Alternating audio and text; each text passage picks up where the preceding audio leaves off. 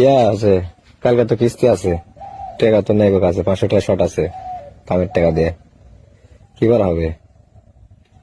500 টাকা শর্ট আছে। আমি তো খুব টেনশন, আমার মাথা ঘুরতে, কি করুন বুঝে যাচ্ছে না গো। এরা তো আমার চিন পরিচিত জায়গা লাজি যায় ধার করে নিয়ে আসবো। কি করা হবে তাহলে?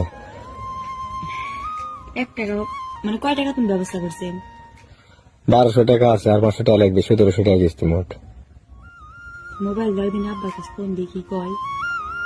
দিয়ে কিছু করলে অমান দিলে করে হয়নি। তাও কই বেহার মতন চাই, দেখি কি কয়। দেখো করলে কি কয়। কত হাত পাত মুখাও তার কাছে, তাও তো বয়স হয়ে গেছে।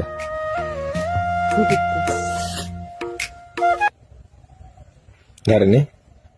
ভালো আছেন? ভালোই আছি।